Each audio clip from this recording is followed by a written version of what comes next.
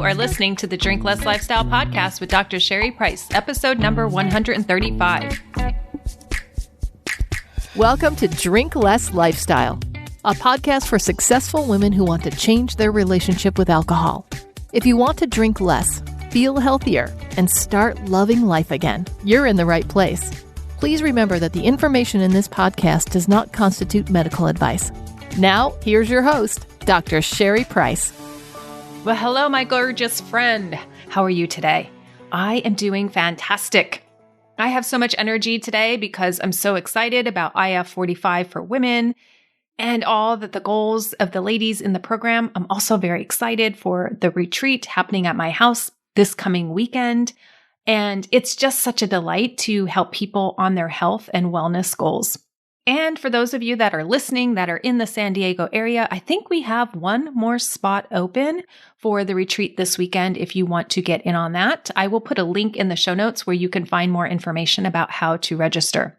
All right, so today I want to talk about something that is super common amongst the women that I help, and that is dealing with anxiety, Hangxiety, and how it relates to drinking and alcohol. So I'm going to dive into all those things on today's podcast. And before we begin, I just want to ask you, do you get anxious?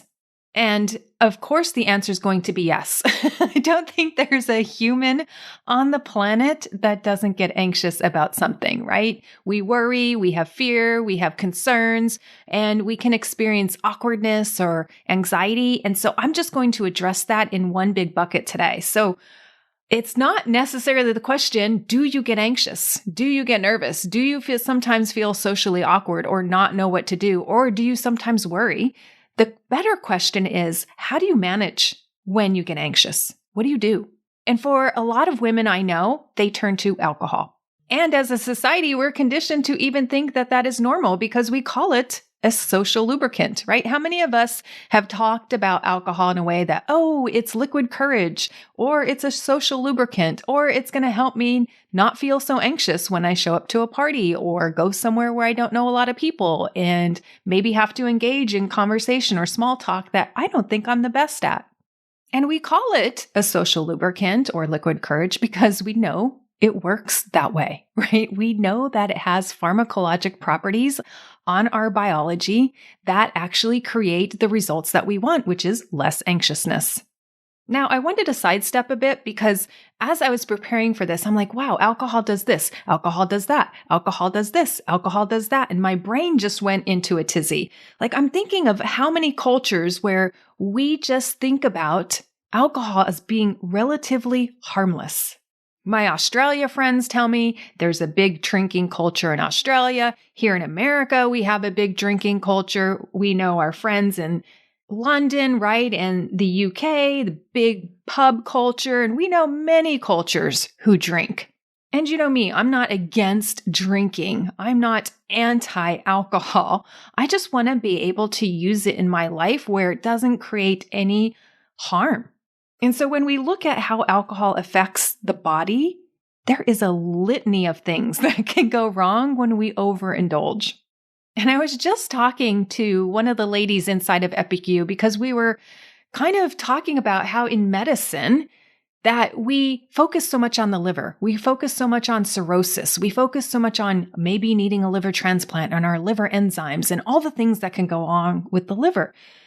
But there is so much more damage that can happen when we overimbibe.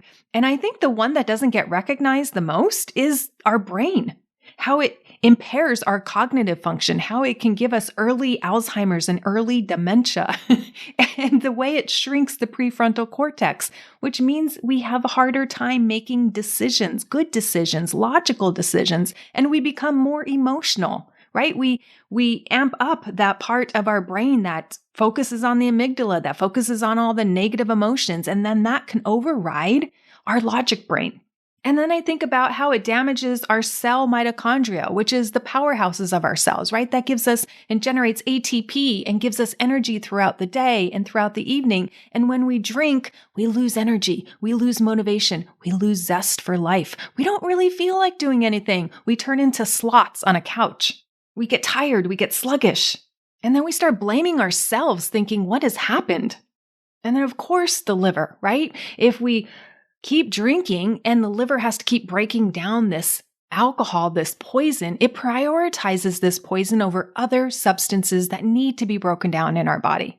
And so there's damaged cells that need to be cleared by our liver so they don't turn into cancer. There's hormones that need to be broken down in our liver. And there's cholesterol and fats and things that need to be broken down in our liver, but our liver gets congested when we give it a lot of alcohol. And then we wonder why we hit weight loss plateaus and why we don't feel normal and why we become constipated, because we become backed up. Like there's just so many things. And then we could go into the wrinkles because alcohol causes glycation, causes more wrinkles, causes more redness in our face, more puffiness, more inflammation. So then we need more Botox and more fillers and all of the things. And I just have to laugh because I just went on a rant. So it's no surprise, coming back to anxiety, how alcohol creates anxiety. And I'll talk about this buzzword we hear a lot, which is hangxiety, and then what to do about it.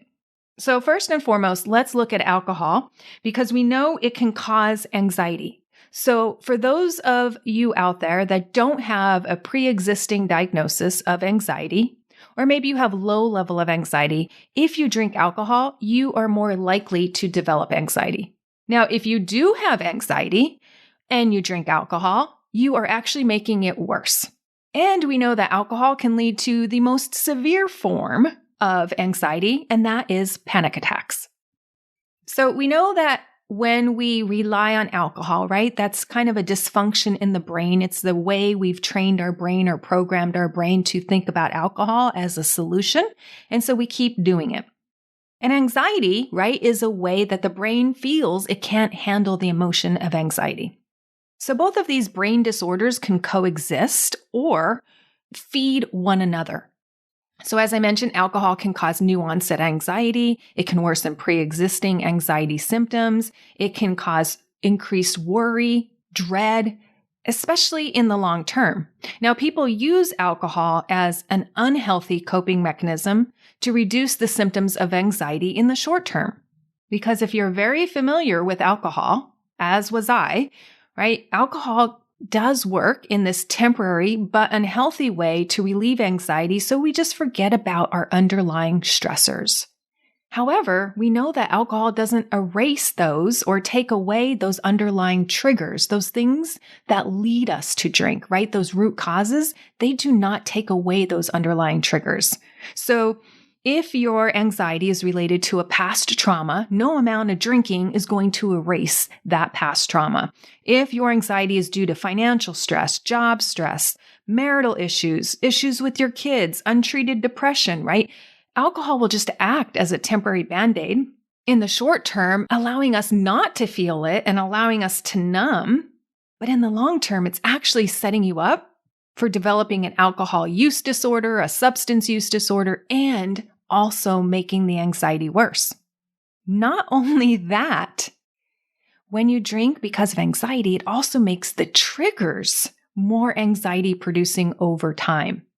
So maybe that trigger of like financial stress was like, if you were to rate it a 7 out of 10, the more you drink, the more that financial stress will be more intensified. So jump to like an 8 out of 10, then a 9 out of 10, and then a 10 out of 10, right? And then when we get those 10 out of 10, that can manifest as a panic attack. So I just mentioned 3 ways in which alcohol worsens any type of anxiety, whether it's pre-existing, whether it's a one-off event that you are experiencing due to an underlying trigger or an underlying stressor in your life. So 3 different ways that anxiety actually becomes worse. And to add insult to injury, let's just talk about how chronic alcohol use then begins to affect our ability to respond to stress in a healthy and effective way. And if we can't respond to stress in a healthy and effective way, what do we feel? We feel anxious. We feel worry. We feel dread. We feel nervousness. And this goes back to what I started the episode on, is that alcohol has these profound effects on parts of the brain that help us manage stress, on parts of the brain that help us be logical, on parts of the brain that create us to be more emotional, right? And can amp up that amygdala response. And we've seen this on exams. Like you could go get your brain MRI'd, right? And you can actually see this on diagnostic tools.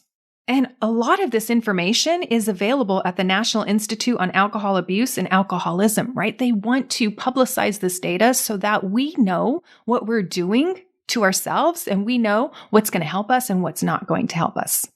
And so if you follow the Center for Disease Control dietary guidelines about alcohol, it'll say that women should not be drinking more than 1 drink a day. Should not be drinking more than 1 drink a day. So you should be having less than 7 drinks a week. Otherwise, what happens? We get compulsive drinking. We get the inability to control our alcohol use, and we can develop overconsumption and over-imbibing, which means we're engaging in excessive drinking.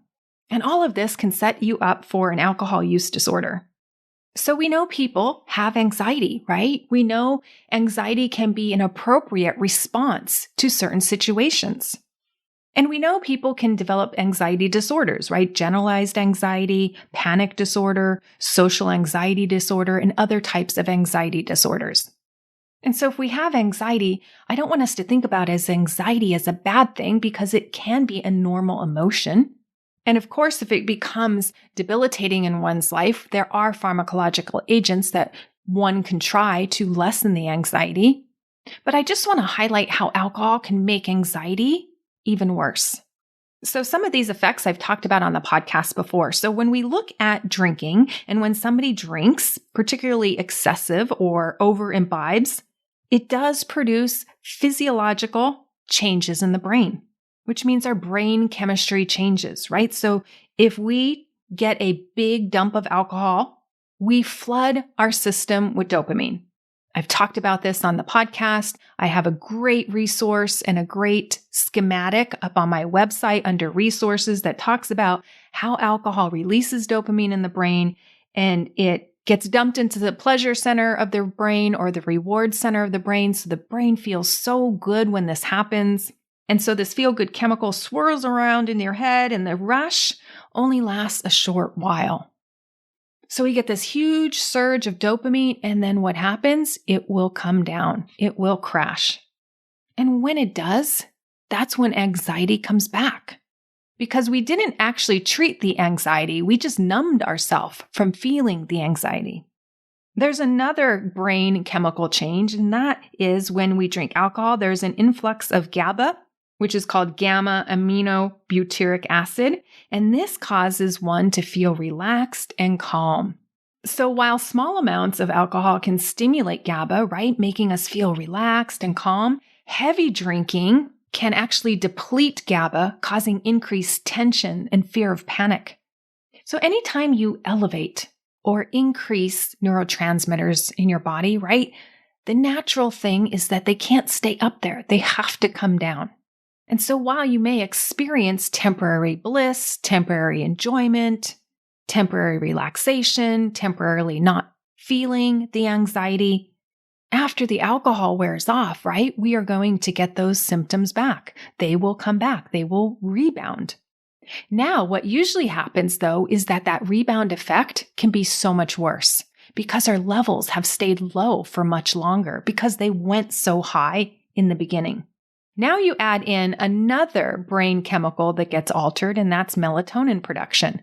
Alcohol lowers melatonin production, and most people have experienced this, that when they overdrink, right, it's easy to fall asleep, it's easy to pass out, but they don't stay asleep. They wake up in the middle of the night, usually around 3 a.m., staring at the ceiling, wondering why they are awake. And we also know that alcohol prevents getting that deep, restful REM sleep. So when you do wake up later that morning, you aren't as rested. And so when you aren't as rested, you are more irritable, more cranky, and more anxious the next day. So there are more neurotransmitters that alcohol interferes with, but these are the big ones. And so alcohol dysregulates this, meaning that they are not acting according to their normal biological way. And we get dramatic rises and dramatic falls. And then this can cause the cycle of wanting more alcohol because those negative feelings come back with such a vengeance. And because of alcohol's effects on these neurotransmitters, right, there's this phrase called Hangxiety, where we have hangover anxiety. And that's when you feel anxious after drinking the next day because you've over-imbibed, you've overdone it. And so the next day you have feelings of embarrassment, insecurity, uncertainty about things that may have happened while you were intoxicated or while you had too much alcohol on board. And so this alcohol hangover can make your symptoms of anxiousness be even worse, or feel like you have an anxiety disorder. And how many of us have had that dreadful feeling that comes the next morning after a night of over-imbibing? You may be replaying the evening's conversation in your mind, or maybe you're scrolling through your text messages, making sure you didn't send out something or say something you regretted. Or maybe you start making apologies to friends and family for what you said or how you acted. Or maybe you're just apologizing because you don't know, because you don't remember parts of the night. And what I want to point out is that if someone suffers from depression or anxiety, they are more likely to experience anxious feelings after a night of over-imbibing. And they are more likely to experience depressive feelings the night after over-imbibing. So this rebound effect can be even greater in people that have these underlying issues or are more predisposed to these types of conditions. And you can see how feeling that low or feeling that anxious can drive the hair of the dog, right? Where you want to drink again because that's the only time you feel good, or you know that drinking again is going to make you feel good. So I wanted to do a podcast on this, really describing what's going on inside your body, really understanding what's going on inside your brain so that you can choose different ways to manage anxiety, healthier ways, right? Because if you're using alcohol to soothe anxiety, we know that over time, you're going to need more alcohol to do it, and it's going to become this vicious cycle, and it becomes a red flag. And we know once this cycle starts, right, that's how one becomes more and more dependent on alcohol to function and to feel, quote, normal. And when we become more reliant on it, right, it becomes harder and harder to give it up unless we know the right tools and the right ways to do that. And I have yet to meet somebody who says, I want to use alcohol as my coping mechanism. I don't think any of us want to use alcohol as our coping mechanism because we know that there will never be enough. And we know that that type of drinking doesn't make us feel good about ourselves, and it lowers our self-esteem and our sense of self-worth. And whenever I'm coaching a client on how I might be seeing that they are using alcohol as a coping mechanism, I know that I have to point that out for them because that is a red flag that you will not be able to control your alcohol intake long-term if this is what you are doing. And so notice for you, do you use alcohol as a coping mechanism in this way? Do you experience Hangxiety? And we do know that drinking leads to ongoing anxiety, which is sometimes called substance-induced anxiety disorder, right? And alcohol is not the only substance that leads to substance-induced anxiety disorder. So I wanted to talk about this because the risk of this happening for individuals can be very great. And I just want us to be educated so that we know the risks involved when we choose to do certain things. And I think perceiving the risk is such an important part of deciding if and when you choose to drink, because drinking alcohol is a risky behavior. However, big alcohol companies work so hard to make us feel like drinking is fun, it produces connection, it allows us to act more silly and be part of the crowd, and sometimes it could be more sophisticated. And so those commercials and that advertisement is a way that they seduce our brains to think that, hey, there's no risk to doing this. A few drinks is fine. But there is risk to your health. There is risk to your body. There is risk to your brain. And what I want to offer on this podcast is there are other ways to lower anxiety and ways to treat chronic anxiety should you have that diagnosis. And because so many women struggle with this, which is why I created a whole module around how to manage anxiety inside of EpicU. So we can get off that hamster wheel of drink, not drink, feel worse, want to drink because you feel worse. And so you're back to drinking, and then the anxiety is getting worse or the depression is getting worse, and just to get out of that cycle. And there are more naturopathic or herbs that you can take to lower one's anxiety, like ashwagandha, like L-theanine. And there's some calming teas. And these have all been shown to be very effective, plus the other tools and techniques that you can use while your anxiety is getting elevated. Because I know the last thing you want to do is turn to alcohol or some substance that's going to make the anxiety even worse. And not only will it make it worse, it will intensify it in the future, and it will make us less likely to be able to manage these stressors and these triggers when they do come, which actually makes us weaker in terms of managing stress in our lives. All right, my beautiful, gorgeous friends, that's what I have for you today. And if you are loving this podcast, I'd love for you to rate and review it. And until next time, my friends, go and live epically and powerfully. If you want to change your relationship with alcohol and with yourself, then come check out Epic You. It's where you get individualized help mastering the tools so you can become a woman who can take it or leave it and be in control around alcohol in any situation. Epic You is the place for women who want to be healthy, confident, and empowered to accomplish their goals and live their best life. Come join us over at epicu.com/epicu. That's epicu.com/EPICYOU. I can't wait to see you there.